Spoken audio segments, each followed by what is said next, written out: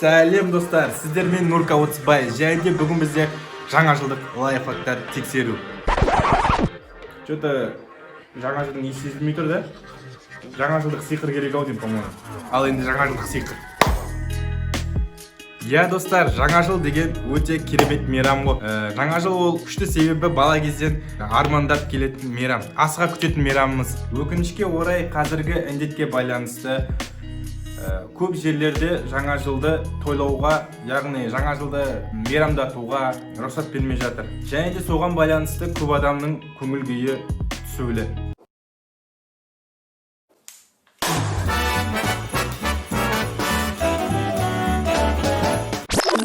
Я достар, жаңа қара бала айтып кеткендей, бұл жерде ешқандай көңіл түсірудің ешқандай қажеті жоқ. Себебі ең бастысы жақындарымыздың қасында, жаңа жылдық тамақтарға толы дастарханның үстінде өзіміздің жақындарымыз бірге отырып жаңа жылды қарсы алғанға не жетсін.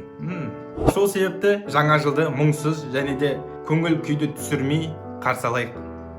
Жаңа жыл демекші, қазір жасымыз үлкейген сайын ба, елі өсіп келе жатқан сайын ба, жаңа жыл бұрынғыдай бала кездегідей ондай атмосфера немесе ондай мықты қызығушылықпен күту деген жоқ. Білмеймін, мүмкін бала кезімізде жаңа жылға кәдімгідей сенетін бе едік.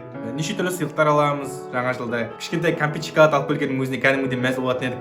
Және де садиктерде жаңа жыл болардың басында мен бір жеті бұрын тақпақ айтып дайындалатын едім. Себебі ол кезде енді күтеміз ғой. Сондықтан 1-2 ай бұрын жаттап дайындалып жаңағы Аяздағы айтатын тақпағымды дайындалып жүретін едім. Аязда әппақ, пішінасы тәттақ, мен айттам бұл жаңа жыл болмайды. Мен сіздерге бір жаңа жылдық бір оқиға айтып жіберейін. Той кезінде шынымды айтсам, Аяз атаны қатты көргім келіп жүретін еді. Даже ұйықтамаған күндерім болды, түнімен күтіп соны. 31-ші желтоқсан түнімен күтіп, сол Аяз атаны елканың қасында отырып түнімен ұйықтамайтын күндерім болған. Бір күн, әйтеуір бір күн есімде 31-ші желтоқсан бір жылы таң атқанша ұйықтамай 1-ші январды солай күткем. Сөйтіп 1-ші январ болды. Және де Аяз атаны көрмегесін киініп алып Аяз атаны іздеймін деп үйдің ішінде кәдімгідей шың бақырып жүрген болатын едім. Жаңағы солтүстік жаққа қарай барам деп, Аяз атаны тауып алам деп үйдің ішінде айқай шығарған болатын. Аяз атаға кеттім. Қаяқта өзі? Вау, Аяз ата. Чатан Нұрка, сен Аяз атаны көрді дейді ғой. Лучше көрмегенім жақсы еді.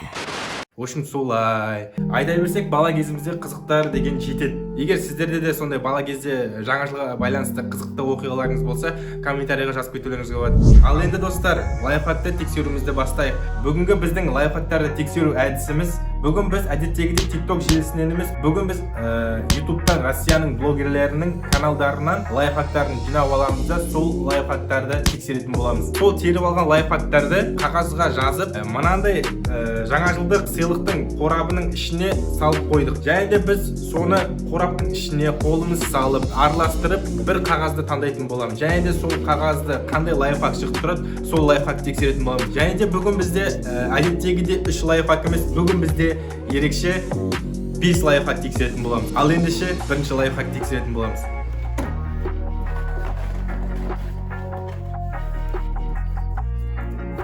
Достар, сонымен біздің бірінші лайфхакымыз атмосфералық майшам.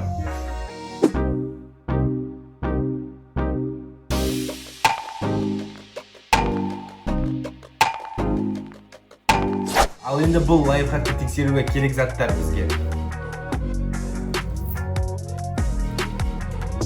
Шамал жаңа жылдық сиқыр көрсетіп жіберейік.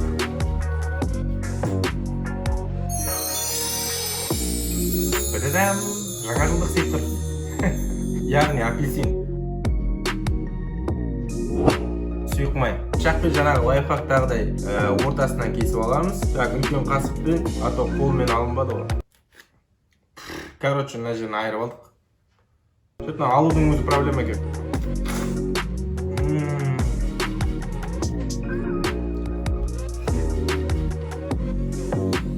Су былшырап жатыр. Өтеме білмеймін. Енді идеальный свечіміз дайын тұр. Тек бір сұйықтық жетпейді. Масло құямыз. И осыны жағатын боламыз. Бұны жағу ше ойламаппын. Ең бастысы отын шықса болды ғой.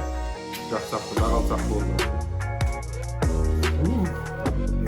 Так, жағудың өз проблема сияқты. Жаңа айтып кеткенде былжырап тұр дедім ғой, су болып. Апельсиннің суы. Жанбайтын сияқты. Не, вообще жанбайды. Ана басы су болып тұрғандықтан вообще жанбайды. Ал жаңа бейнероликте лайфхакта кәдімгі жанды сразу. Или ол кеп тұрып алды ма, ол жағында айтқан жоқ қой, біз лайфхакта қалай болды, дәл солай істейміз болды. Егер мынамен жанбаса, ол сол лайфхак жұмыс жасамайды. Енді барынша жағуға тырысып көремін. В общем, лайфхак жұмыс жасамайтын сияқты ғой.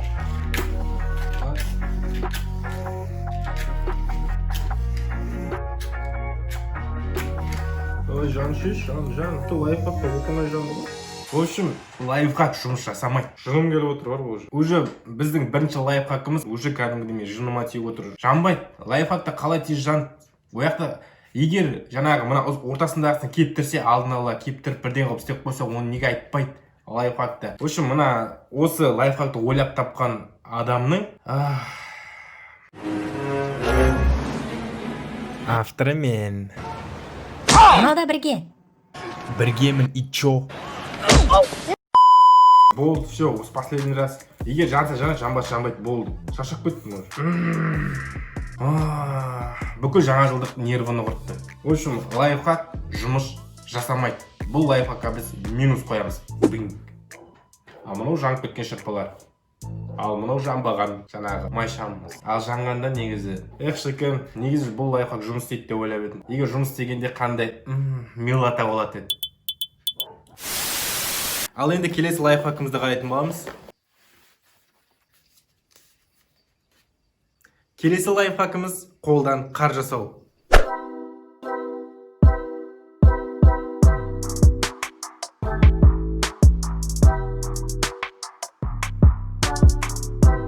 Бұл лайфхакты енді тексеруге осы заттар керек. Көріп отқандарыңыздай, лайфхакқа керек заттар уже дайын тұр. Егер бұл лайфхак жұмыс жасаса, әрине өте керемет болады. Не дегенмен үйде отырып қар жасап аламыз. Енді бұл лайфхак негізі күтті балаларға арналған, бірақ может үлкендер де пайдаланатын шығар. Негізі әрбір адам ішкі дүниесімен бала ғой әлі. Сол себепті, егер бұл лайфхак жұмыс жасаса, өте керемет болады. Қырынғандағы пенаны аламыз. Енді бұл пенаға ас содасын сеуіп отырамыз да, жаңағыдай қар шыққанша, қар сияқты болғанша. Ё-моё, тұрып қалды ғой.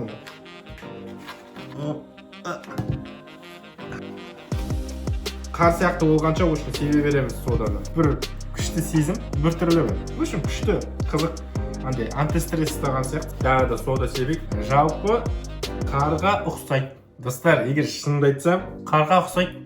Кәдімгідей. Бұл лайфхак жұмыс жасайды. Және де бұл лайфхакқа біз плюс қоямыз. Өте керемет лайфхак.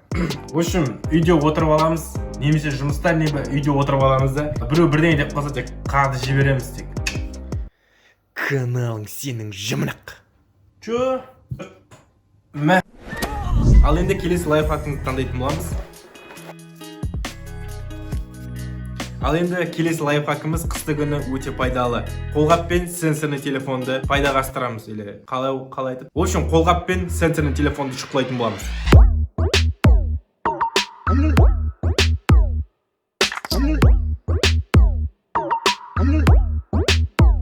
Ал енді бұл лайфхакқа бізге керек заттар: фольга, қолғап және телефон. Ал енді осы заттардан біз ерекше қолғап шығаратын боламыз. Фольганы аламыз, фольганы кесеміз. Фольгадан бір шамалы ұзындау бір саусаққа тигізетіндей қылып бірдеңе істейміз. Жаңа лайфхактағыдай. Қолғап уже дайын тұр, өзі тесіліп. Бұнымен тескен жоқ, өзі солай тесіп дайын тұр. Так, қолғаптың ішіне қам. Вуаля, біздің ерекше изобретениеміз дайын тұр.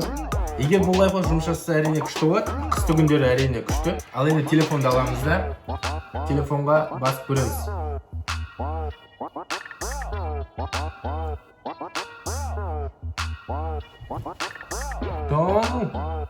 Жұмыс істейді. Мәй.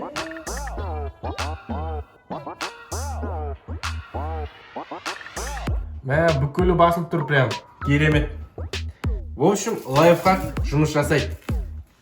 В общем, бұл лайфхакқа біз жұмыс жасайды, сол себепті плюс қоямыз. Ал енді келесі лайфхакты көрейік. Келесі біздің лайфхак. Келесі біздің лайфхакта өте пайдалы лайфхак ол да егер жұмыс жасаса сіздерде қысқы мезгілде егер очки киетін болсаңыздар очкилеріңіз буланып кетеді. Келесі лайфхак сондай жағдайды болдыртпау үшін арналған. Ал енді сол лайфхакты тексеріп көрейік.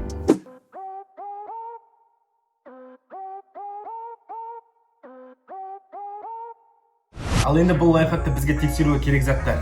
Қырынғанда пайдаланатын бритва және оң қолымыз және сол қолымыз. Что-то болды ма не? Бритва ма тек? Бірдеңе жетпей тұр да? Ах да. Бәсе очки қайда жүр? Пандеке очкиіңді ала тұрайық. Жаңа лайфхакта айтып кеткендей, бұл очки киетін адамдарға өте пайдалы. Бірақ ну не знаю, егер жаңағы лайфхакта айтып кеткендегідей көзілдірікке қырынғанда жағатын пенаны жақсақ буланбайды. Хотя көрейік ал. Так, былай таза. Көріп алайық, булана ма екен, буланбай ма екен. Буланып тұр. Ал енді бритвамен көреміз. В общем, бір жағына бритва жағамыз, бір жағына бритва жақпаймыз. Так, көп тұрдым да сешке. Так, в общем, жақтым. Маяқ көзге жағылды, пена для бритва, ал маяққа жағылған жоқ. Қазірдің өзінде пенаны сүртіп салмасаң до конца, дым көрінбейді, бұлдырап жатыр. Барынша сүртіп алып тастайық.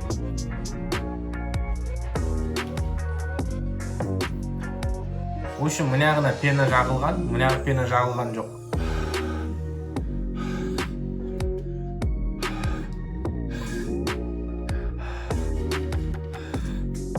Так, қазір пена жағылған жақты көреміз. Ал пена жағылмаған жақты көреміз енді.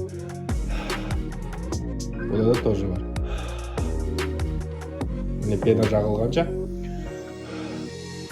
Пена жағылмаған жақ. Өздеріңіз байқағандағыдай ешқандай айырмашылық жоқ.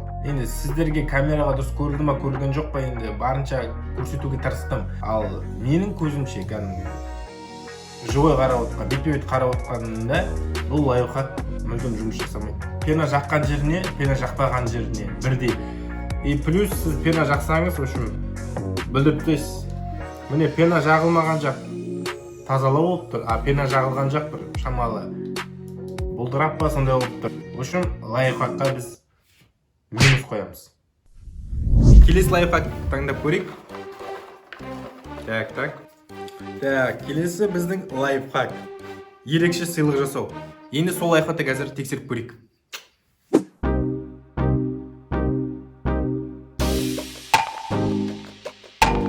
Ал енді келесі лайфхакымызды тексеруге керек заттар. Және де біздің ерекше әдіспен сыйланып тұрған сыйлығымыз. Және де жаңа лайфхакта бір шамалы бір скучно, ішпсарлық қылып. Себебі шардың өзін үрді, ішіне салды, жарды берді. Бұл шамалы ыңғайсыздау сияқты, сол себепті біз шамалы идеямызды қосып өзіміздің мынандай қорапқа салған дұрыс деп ойлаймыз. Енді қорап дегенде бұл үйде қазір қолымызда не бар, сол не ыдыс, ал өздеріңіз жаңағыдай оформление әдемі қорапқа салып берулеріңізге болады. В общем, сіздер өздеріңіз ішіне астына шөп салып, или астына да подарок салып қойуға болады. В общем, жаңағыдай ішіне сырғаны саламыз. Сырғасын, Сақина, жарылып кетпешті.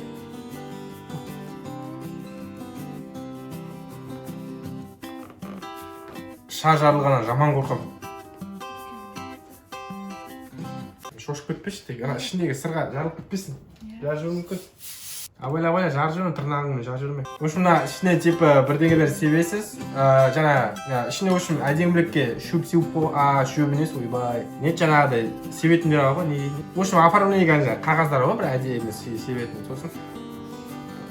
Так, в общем, біздің шарымыз дұрыс есептемей қалдық, и артық шығып кетті. Енді өздеріңіз оны келтіріп, істеуге болады ғой. Дальше осы мынаны жар жібереміз, ішіндегі уайлы атып жатыр. Так, в общем, мынаны жабамызда. Енді ине егер қапенде ине болмайды деп жатсаңыздар, мына жерге инені скотчтап жабысып қоюға болады. Типа мені жар деп үстінен сосын фломастермен жазып қоюға болады. Типа, в общем, осылай болады ғой. Сіз осылай жасайсыз да, подарок етесіз, ашады да. Вау, өте керемет. Керемет, өте керемет, рахмет. Мынаны жар дейсің ба? Бұны жаратын өкінішке орай ине жоқ екен ешқандай. Бірақ менде өзімде инем бар кішкентай осындай дейді да дальше уже бабахнет жарып жібереді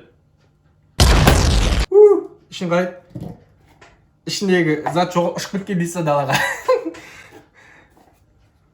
міне ішінде бар в общем күшті рахмет деді да в общем сыйлық берген адамыңызды ерекше немен қуантуға болады тек жаңағыдай ішіндегі зат ұшып кетпесе болды главное ерекше зат ерекше идея в общем бұл лайфхак жұмыс жасайды және де бұл лайфхакқа біз плюс қоямыз ал енді келесі лайфхакты көрейік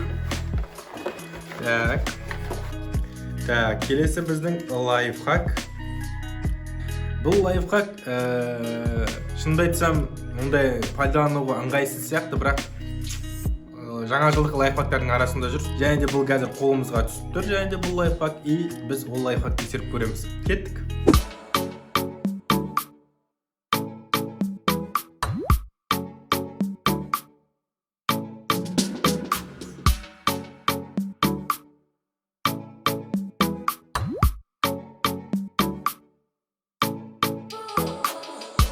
бұл лайфхак тексеруге бізге керек заттар фольга және подарка мына сыйлықты қолдан істедік ішіндегі сыйлық не екенін айта алмаймын бір сыйлық болғандықтан енді ал мына сыртын біз қолдан істедік бұл кәдімгі жай ғана газет кәдімгі газет өзіңіз көріп тұрғандай газетпен де бір ерекше не шықты сыйлықты орау әдісі газайн соны біз лайфхактағыдай фольгамен орап көреміз қалай болады екен подарканы аламыз фольгаға саламыз фольгамен ораймыз жалпы болады фольгамен жасауға декоративный бірдеңе деген болады орайтын жіп сондаймен орап тастасақ әдемі болады тәжіге бабочкасын салып жіберсек вообще болады в общем сыйлықты мынандай қылып фольгаға орап лайфхактағыдай қылып орап сыйласақ примерно былай ойынып тұр ғой мына сыйлық саған